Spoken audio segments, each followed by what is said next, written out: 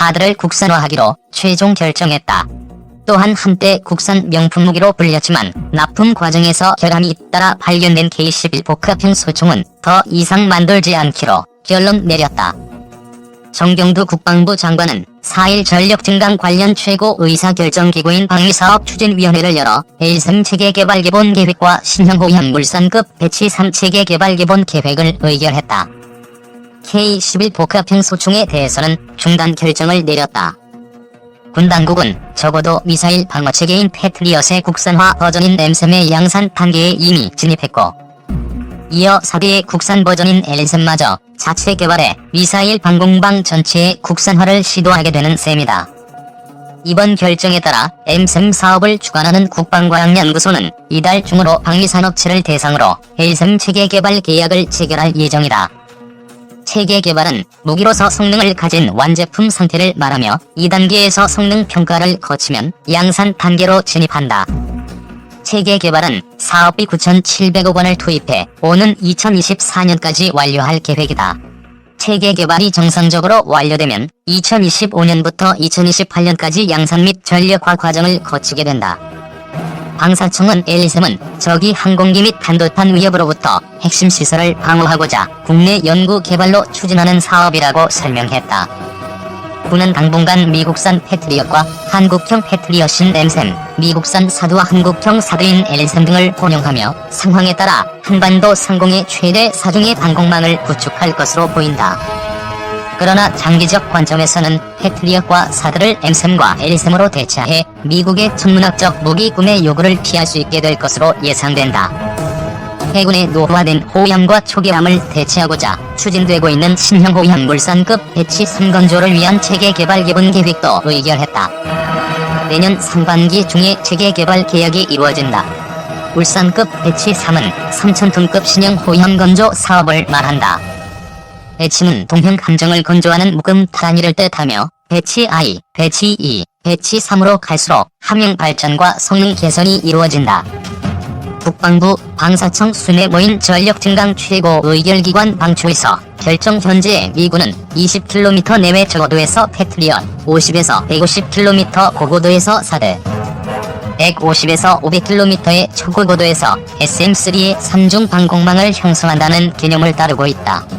주한미군은 여기서 패트리엇과 사드를 도입해 한반도의 2중 방공망을 구성하고 있다. 여기에 국산 요격 미사일인 M3과 LSM이 가세한다면 패트리엇, M3, LSM, 4대의 4중 방공망이 한반도에 갖춰지는 셈이다. 또한 현재 해군이 함정에 탑재해 바다 한가운데에서 선제적으로 미사일을 요격하는 SM3 도입도 논의 중이어서 한반도에 총 5종의 방공망이 갖춰질 가능성이 높아졌다.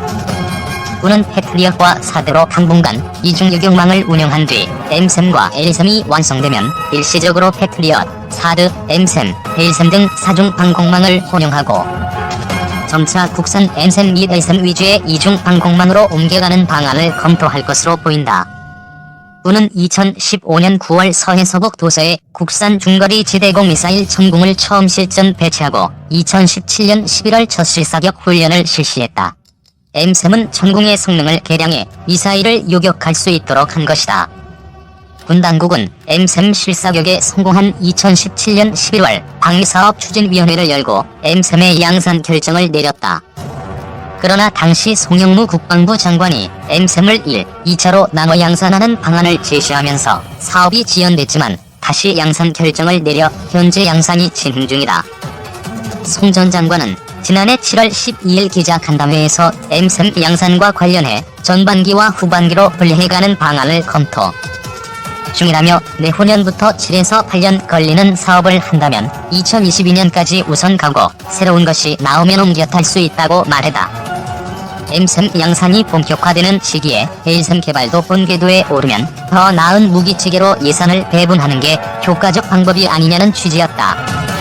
국방부 관계자는 이와 관련 전력화 이후 30년 이상 운용해야 한다는 점을 고려해 양산을 1, 2차로 분리해 우선 기여한 물량을 전력화하면서 잔여 물량은 향후 LSM 개발 경과를 보면서 성능이 향상된 요격체계를 확보하는 방안을 검토한 것이라고 부연했다. 그러나 이로 인해 엠셈 사업이 지연되자 국방부는 지난해 8월 21일 정례 브리핑에서 엠셈 양산 계획을 원안대로 추진한다고 밝혔다. 원안에 따라 엠셈 7개 포대를 2021년에서 2023년 전력화한다는 것이다. 엠셈 양산 결정에 이어 헬셈도 본궤도 올라 최현수 국방부 대변인은 북한 핵과 미사일 대응 능력 구비, 수출 기반 조성, 예산 활용의 효율성 등을 종합 검토한 결과 엠셈 전력화를 기존 계획대로 추진하기로 했다고 말했다. 국방부 관계자는 북한에 상존하는 미사일 위협에 대한 대응 능력 구비 차원에서 엠셈을 기존 계획대로 전력화할 필요가 제기됐고 전시작전 통제권의 적기 전환을 위한 한국군의 핵심 군사능력 구비에도 기여할 수 있다며 수출 기반 조성 측면에서도 잠재적 수출 대상국은 생산국가의 전력화 진행 상황을 바탕으로 해당 무기의 신뢰도를 평가하므로 엠셈을 기존 계획대로 추진하면 수출 기반 조성 및 경쟁력 제고에 기여할 수 있다고 말했다. 당시 국방부는 요격 성능이 더 향상된 무기체계를 갖기 위해서는 좀 더 시간이 필요하다는 판단을 내리게 됐다며 이것을 좀 더 빨리 확보할 수 있는 방안이 없겠느냐를 검토해봤지만 좀 여의치 않아서 가장 현실적인 대안은 현 계획대로 하는 것이라고 판단한 것이라고 말했다. 한국은 미국 무기를 세계에서 세 번째 많이 수입하는 나라다.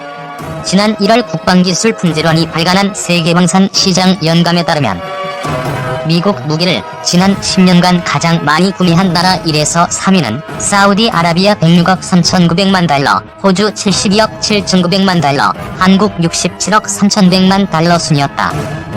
현재 주한 미군뿐만 아니라 한국군이 미군에서 수입해 운용하고 있는 패트리엇의 가격은 천문학적 수준이다. 패트리엇 한 개 포대는 총 8개의 발사대와 통제소, 레이더 등으로 구성된다.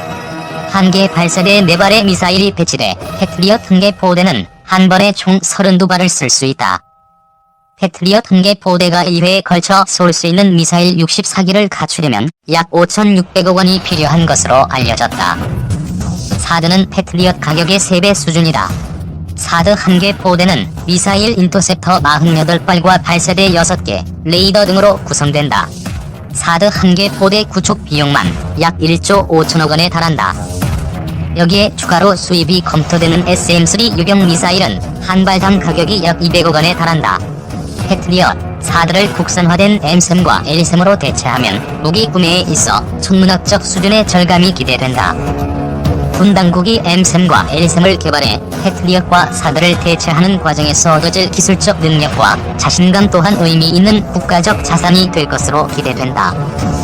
군 당국은 한국형 전투기 사업을 추진 중 미국이 F-35 구매 대가로 내걸었던 4대 핵심 기술 이전을 미의회 차원에서 거부하자 4대 핵심 기술을 국산화하기로 결론 내리고 사업을 추진해 4대 기술의 국산화에 성공한 상태다. 이로써 우리나라는 명실상부한 전투기 제조 가능 국가로 올라서게 됐다.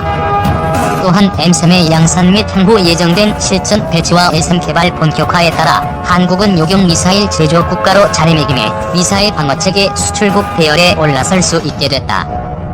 북신형 SRBM, 사드 등 한국 MD 방어에 취약 38노스. 마이클 엘먼 국제전략문제연구소 선임연구원은 미국의 북한 전문 매체인 38노스에 일기고한 글에서 북측의 최신형 SRBM인 KN-23, KN-24 등은 남측의 패트리엇, 사드 등 시스템의 효율성을 떨어뜨리지만 남측의 요격 능력에 대해 여전히 취약하다고 밝혔다. 엘먼 연구원은 이에 따라 결과적으로 남측의 2개 지상 미사일 방어 시스템은 주요 자산 및 위력을 보호하는 데 상당한 역량을 갖추고 있다고 평가했다. 우선 엘먼 연구원은 북한의 미사일 위협에 대응하기 위해 구축된 한국형 미사일 방어체계에 대해 설명했다. 이에 대해 2017년 한국 정부는 한반도 내 사드 배치 및 운용이라는 미국 정부의 제안을 받아들였다면서 이는 팩3와 합쳐져 광범위하고 상향된 방어력을 제공하기 위한 것이라고 밝혔다. 이어 그는 북한의 KN-23, KN-24는 북한이 작년부터 시험 발사를 시작한 2가지 SRBM이라고 소개했다. 그러면서 이 2가지 SRBM의 최고 비행고도는 600km 이상이지만 목표물을 향해 날아갈 때 고도 50km 정도를 넘지 않는다며 이는 기존 스커드 및 노동 미사일과 다른 점이라고 부연했다. 또한 만약 위성 항법 수신기의 지원을 받거나 관성 항법 장치가 장착된다면 KN-23, KN-24 등은 뛰어난 정확성을 확보할 수 있게 된다면서 기존 재래식 고폭발성 탄두를 장착하는 것만으로도 군사적 가치를 보유할 수 있다고 부연했다. M1 연구원은 사드 레이더인 AAN-TPY-2 및 한국군의 그린파인과 같은 장거리 레이더로 적군의 미사일을 조기 탐지해 패트리엇의 사격 관제 레이더를 지원할 수 있다고 설명했다. 마지막으로 그는 KN-23, KN-24는 장거리 레이더의 탐지를 피하는데 스커드형 미사일보다 유리하다고 볼 수 없으며 화성-5와 마찬가지로 KAND와 킬체인의 조준에 취약하다면서 다만 그 기동성이 요격 과정에 미치는 잠재적 영향은 38노스 등의 향후 보도 주제가 될 것이라고 전했다. 국방부 성주 사드기지의 지상수송 완료 노후 장비 교체. 국방부와 주한미군이 29일 한밤중 경북 성주 고고도 미사일 방어체계 기지의 노후 장비 교체를 위한 육로 수송 작업을 시작해 이날 오전 6시에 마무리된 것으로 알려졌다. 국방부는 이날 어젯밤부터 오늘 아침까지 주한미군의 성주기지 지상수송을 지원하고 있고 마무리 단계에 있다고 밝혔다. 이번 지상수송은 성주기지에서 근무하는 한미 장병들의 근무 여건을 개선하고 일부 노후화된 장비 교체를 위한 것이라고 국방부는 설명했다.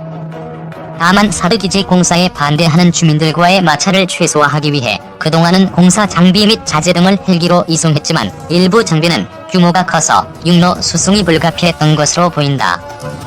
일각에서는 이번 장비 수송이 추가 배치를 위한 작업 아니냐는 의혹도 제기했다. 국방부와 주한미군은 작년 8월부터 사드기지 내 장병 숙소의 생활환경 개선 공사를 진행하고 있다. 국방부는 이와 관련해 여러 차례 주민들과 협의를 진행했지만 합의점을 찾지 못한 것으로 알려졌다. 2016년 1월 북한의 4차 핵실험과 장거리 로켓 발사로 핵미사일 위협이 증대되자 주한미군 고고도 미사일 방어체계 배치의 필요성을 주장하는 목소리가 커졌다. 한미 군당국은 같은 해 7월 경북 성주군을 사드기지 부지로 정했다. 이에 시민단체와 지역민들의 거세게 반발했지만 같은 해 9월 북한의 5차 핵실험의 여파 속에 성주골프장이 대체 부지로 확정되고 사드 배치가 추진됐다. 사드는 고도 40에서 150km에서 탄도미사일을 요격하는 고층 방어체계다. 고도 40km 이하의 하층 방어체계인 한국형 미사일 방어체계와 함께 하층 방어체계를 구축한다. 주한미군은 지난해 2월 국방부에 성주 사드기지 내 부지 70만 제곱미터에 대한 사업 계획서를 제출했다. 계획서에 따르면 국방부는 환경부와 협의해 일반 환경영향 평가 절차를 밟아야 한다. 일반 환경영향 평가 결과를 토대로 사드 최종 배치 여부를 결정한다는 게 정부 방침이다. 다만 일반 환경영향 평가 작업은 아직 시작